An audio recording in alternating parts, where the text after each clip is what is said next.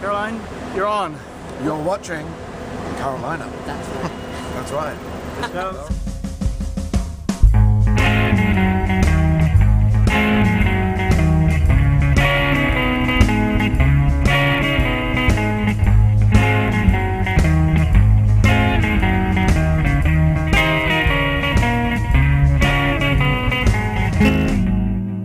No, don't click away. No, it's just me, it's Caroline, with another installment of Carolina for you. And this one is really cool. I know you'll love it. I had a FaceTime conversation yesterday with Todd Lowe. Todd Lowe, up until recently, played the part of Terry Bellefleur on HBO's True Blood until they unceremoniously blew off the back of Terry's head. Todd, though, is a really, really nice guy, very talented, very smart, and he was nice enough to spend some time yesterday chatting with me on FaceTime, which is kind of a new area for me. I usually use the other portal that starts with S and rhymes with pipe. And so, just two notes. One, the pointer of my mouse is in the frame on Todd's face for the first 2 minutes. I know it's stupid, but it goes away. So, also, Todd is kind of in the shape of a rectangle. So, but stay with me because I know you'll like it, and I'll see you on the other side. Woo. Side note also to Brian Buckner, I'm coming for you, buddy. Yeah. How's it sound? Is everything okay on your side? You sound great. Can you hear me? What? No, I can't. Yes, I can. How are you? I'm well, thanks. Are you? I'm glad this worked out. Oh, wait, let me turn this up a little bit. Hold on. Yeah. Okay, that's good. Yeah. So what's fresh on my mind, of course, is the funeral of Sunday night of your character, Terry Bellefleur. And I wanted to know, were you there? Were you at the actual filming of the funeral scene? I was inside the coffin for 3 days. You were not. No. So you weren't like on set when they filmed it? No, I wasn't there. They were out at the ranch, and I was in town. Okay. Well, the guy's name, the showrunner, Brian Buckner or something, is that his name? Yeah, we call him Bucky. The Bucky, his reason for killing off your character, I just thought, I object. There's no reason to get rid of Terry. I can think of a handful of people who you'd rather see go and you wouldn't feel as bad. So, and I read an interview that you did with the Hollywood Reporter saying how you, like when you knew the death was coming, you kind of had to process your suicide and you went to a dark place. So I wanted to know, what did you, how were you able to get out of the dark place? Because you were kind of, I'm sure it was upsetting, right? Yeah, it was upsetting, but I was reassured throughout the entire season that it wasn't based on or anything that they had personally wrong with me. And then they did take me aside, and even some of the executives from HBO said, no, we had to trim the cast, and we needed to make it impactful, and we thought we could get a lot of mileage out of Terry going because he was a well-liked character, and I think it worked. I mean, they made the right decision, so that helped soothe myself through the dark places. And now it's over, and I can look back, and everything is aired, and I can be proud of what I've done, and set that behind me. And I made a little bit of money, and I can take time and look for the next project that I think I'm going to be right for. There's a lot of things out there, and things come across through your email as an actor from your agents and stuff, and it's like, I'm not right for this. I wouldn't really watch this show, so I can afford to be a little choosy, at least for a little bit. Oh, that's good. That's really good. Yeah. I wanted to ask you, who's the actor who plays Big John? Because he is fantastic. That song was gorgeous. God, he's been a stand-in, or not a stand-in, but he's always there in the kitchen. He's been there since season 1. Yeah. And really? Kind of like a... Yeah, if you go back, you'll see him. He's always shucking oysters or cutting up some tomatoes. And yeah. Lafayette's had some interaction with him. Is his last name really Dixon? We just call him Big John on the side. before he got the name. His name is John. Yeah. And he's been there, and I was so happy for him to get, like, to move from, they keep the background actors in a different area, and then when he got a chair and time to be like a part of the cast and a kind of a featured player, I was so proud. Yeah. And yeah, the song was great. And who knew he could sing? And so everybody loves that man, and it was great for him to get some screen time. Oh, it was just fantastic. And I tried to find information about him online. I couldn't find anything. He's done some stuff. I think he got into acting later in life. I mean, he's a retired man. I believe he's a grandfather, and I know he goes fishing every morning out here in Los Angeles, and he always tells us about the fish he caught. Yeah. And it's great for him to get some time. He's one of my mother's favorite characters. She watches the show, and she wants to know more about him. I really noticed him this season, and that's weird. He just started having speaking parts this season, or has he always had little bits here and there? I think in one of the first 2 seasons, Nelson threw him a line like, "Ain't that right, Big John?" And he said, "Uh-huh." So then he gets bumped up because he has a line, because he made it into the... You get paid more when you're a speaking actor as opposed to background. So, yeah. Yeah, everybody's really happy for him. And it was kind of born out of necessity. I mean, he's always there, and yeah. I'm always in there, somewhat friendly, shooting the shit with him. And for him to have that moment, it was great. I'm sure you're more than somewhat friendly. Describe Todd Lowe. He's somewhat friendly. I'm sure you're very friendly. Do you think, though, are they going to bring you back, maybe in the form of flashback, or like, are you maybe a spirit or something, or is that really? I was thinking about it. I haven't really been notified of anything yet, but who knows how they want to write things. I guess because the death was so finite. I mean, I don't think I'd be coming back as a ghost is supernatural, but yeah. I guess Lafayette would be the only real way that they could bring me back if he was somehow to channel me. But then he would be playing me. Oh, yeah. So yeah. I might be a specter in the background, but... Well, do you see any, I was thinking there are some similarities between the character of Terry and also the character of Zach that you played on Gilmore Girls, don't you think? Because they're both kind of really humble, and they're very loving, and they really want to do right by everybody. And I mean, I'm sure, but although Zach was not terrorized, but or damaged because of a war, but they are kind of similar. So I was wondering, do you ever think about taking a role that is a complete departure and completely reverse to either of those two guys, Zach or Terry, like something really ugly? To not have an inherent sweetness, or both of... Zach was a little dim. That's true. And Terry wasn't dim, but Terry was just slow to think. And somehow I get cast in these things where I play a little bit dumber than I am. And if that's telling on me as an actor, but sure, I'd love to go to something sinister and I don't get cast in those parts though. So we'll see how age hits me, and if my brow starts to furrow more and I squint my eyes. And, I don't think so. How old are you? You're 30 something, right? 35 or something? That's what it says on the internet. If you do some digging, you can find out. I know. I think you're 36. That's what I read. Is that true? Are you 36? No. Are you older? Don't help me here. No, I'm older than that. When I first got out here, my agent shaved... You can do the math, but 5 years off my age, put it on IMDb. Yeah. Oh, so that's... You don't have a furrowed brow. Don't worry about that.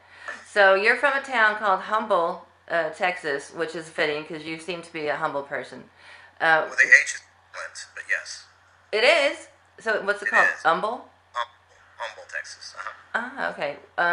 Wait, did you say the H is silent? Is that true? Really? On Humble is named after a man named Pleasant Humble and the Humble Oil Company, which actually became Exxon. Oh, cool. Okay. Well, where is Humble? We said the H was silent. Yeah. Sorry, it is silent. Well, what? So is the family Humble? Are they big in Texas? Are they still there, based in Texas, owning and I don't operating? know what became of the Umbles. I think it became. I know it became Exxon. Yeah. That was drilled in my head from an early age. By whom and why? School teachers, Texas history, local historians. Really? As if. And don't forget, Humble is Exxon. Okay. Yeah. That's You get a lot of Texas history growing up in Texas. They give it to you like third grade, seventh grade, Oh and my 10th grade. God. So did you move from Humble right to Los Angeles, or had you lived other places in between, or did you just go right to L.A.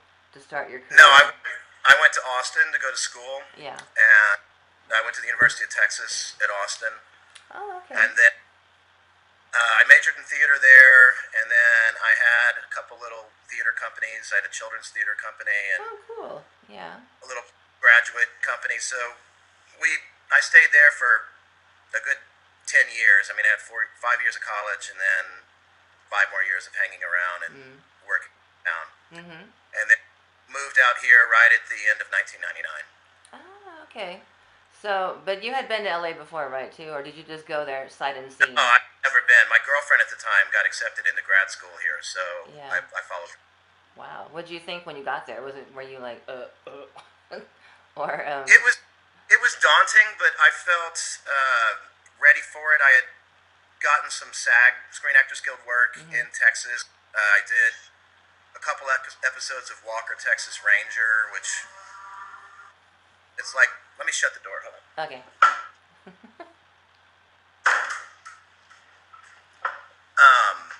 So when you're in Texas and you're an actor in Austin doing plays and stuff, and then you drive up to Dallas to audition for Walker, Texas Ranger, which was being produced in Dallas, and Yeah.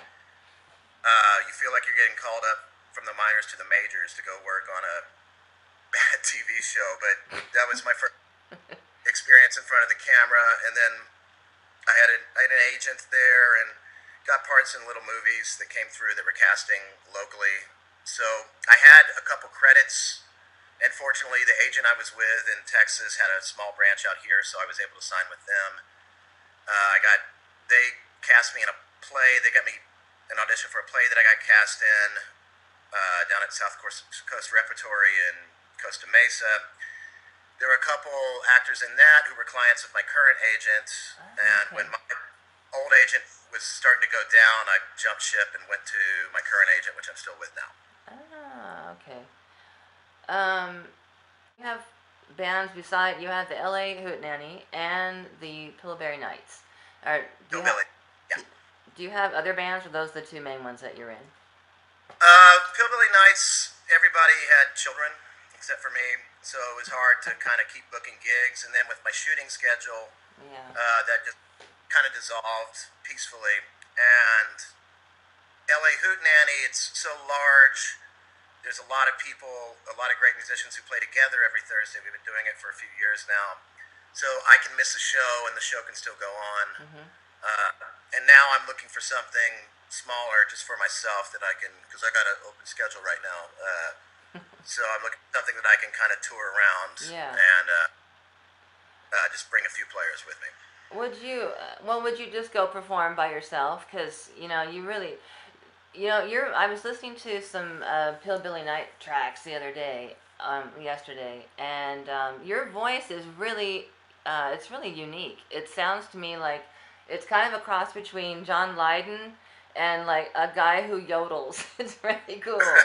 Yeah, it's really cool. Can you yodel? You can, can't you? I bet you can. I can. I yodel better when I was younger, and I'm not going to do it right now because it's too early and I need to warm up. But yeah, I can do a little baritone yodel. Yeah. That's so cool. What's the technique behind yodeling? I have no idea. I've never tried it. Like, where do you start? Where does it take place? Like switching between your I mean that's the first you're just switching between your chest and your head voice, and that was a terrible one. No, but I get it. Is it like that thing? Like what? Is it like what Sinead O'Connor does, or they all there's a break like that? Is that all it is? Only You speed it up. That is, and it's just, it takes, I mean, I'm not a world-class yodeler by any means. I throw it in for effect on a couple songs, but, Yeah. and I don't want to listen to too much of it myself, but it's a novel thing. It's like, oh, wow, that guy's up there yodeling. Well, I noticed there's like a tinge of it in one of the songs I was listening to, but just like your tone though and your articulation, it's really reminiscent of Johnny Lydon, and I was like, that's really cool. That's really cool. You mean from PIL and Sex Pistols? Yeah, the Sex Pistols, dude, Johnny Rotten, really.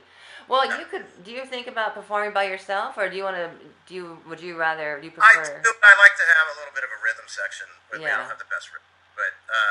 But yeah, I can perform, and I've done it a few times and tell some jokes and sing some sad and happy songs. And Well, and so the Pilbilly Knights, is that kind of disbanded because you said everyone has kids? You guys are not playing right now. Or you're not really. yeah, and it was mainly me doing the songwriting and fun. We had some nice gigs, and I self-produced an album, which I wish I would have let someone else do it.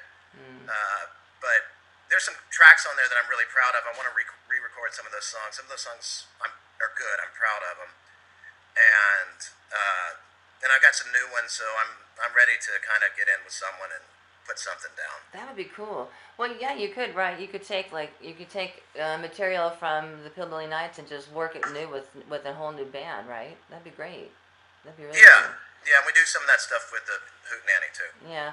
Who plays in the Hootenanny? Is that a rotating thing where the musicians, like, every week it's new people or a few new people? Tell me about that. Well, there's a chorus, and it's basically whomever's in town. Yeah.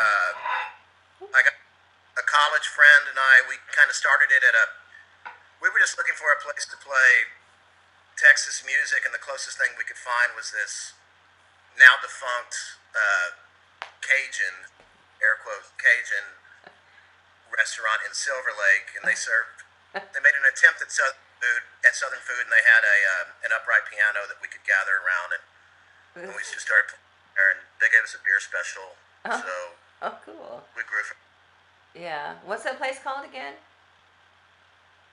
It was called Cirxa, but now we've played at a bunch of different places. This place now, I mean, it's gone under, but now we play at a place called Villain's Tavern downtown. Okay, and so that's an ongoing thing, right?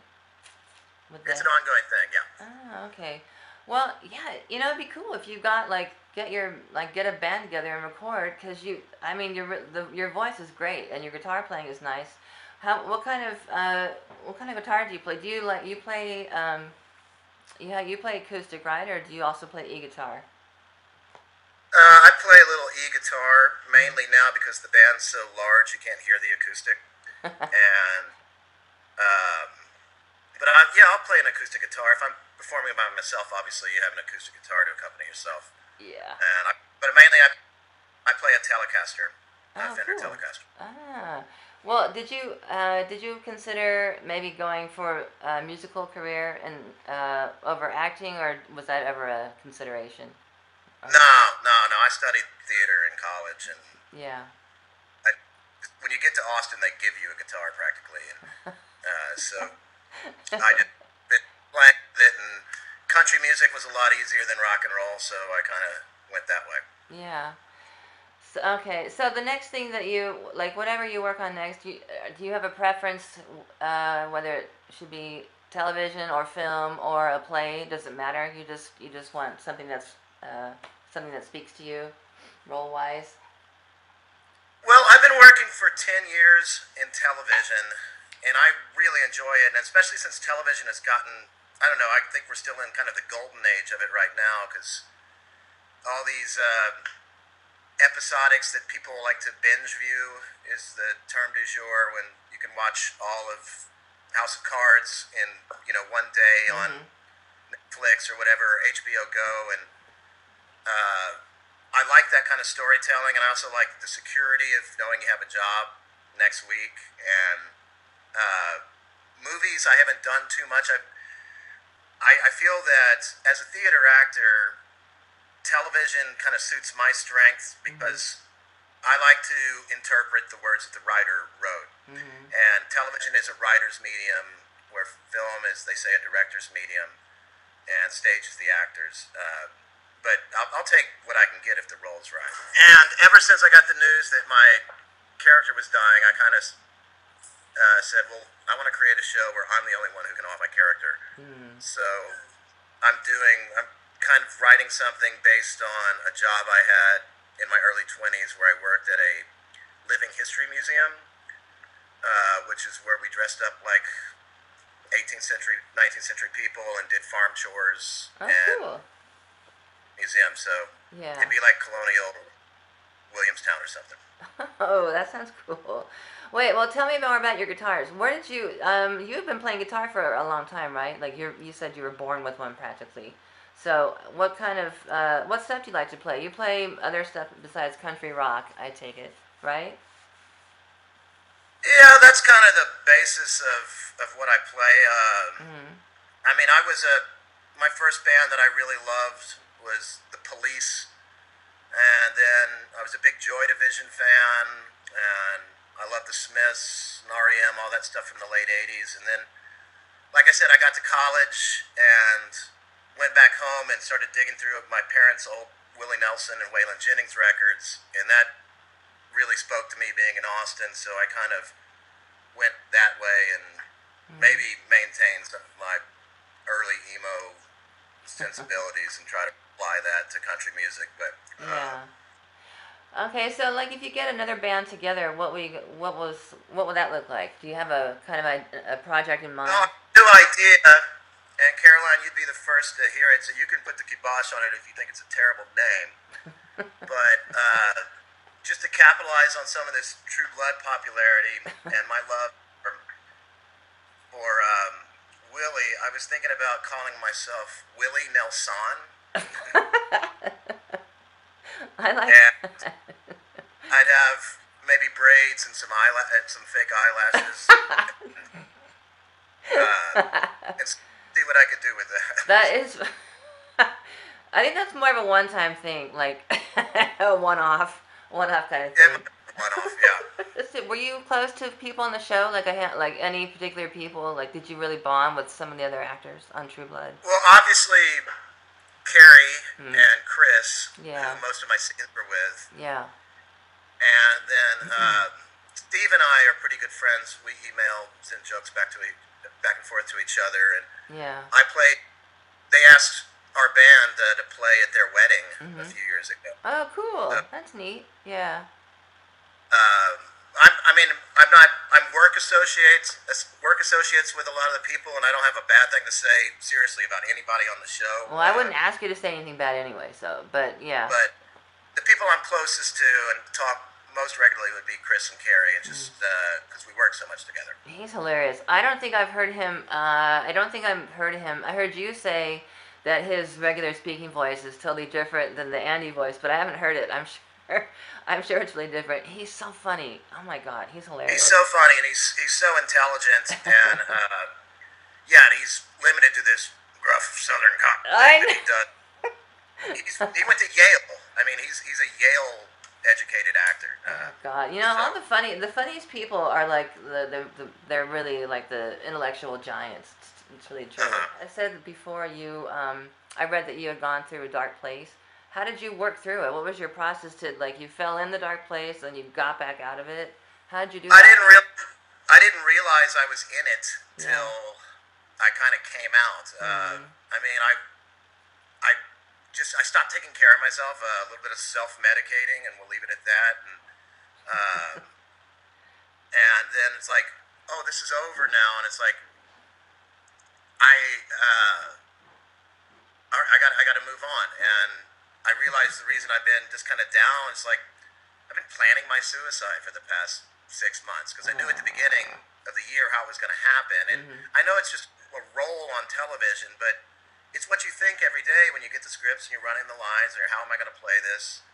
And it has an emotional toll on you. I mean, some actors can separate themselves from it and just go to work and come back, but I don't know. I've invested myself a lot into this character, and it stung when I got the news. And then I thought on the day when I was going to show up behind Merlots and they're going to shoot me. I was like, I'm going to put 2 puncture wounds in my neck that they're going to have to write in. Like, I'm serious, I'll take a nail and just shoot them. It's like, write this in. It's like, oh, we got 2 holes in your neck. They couldn't have got her.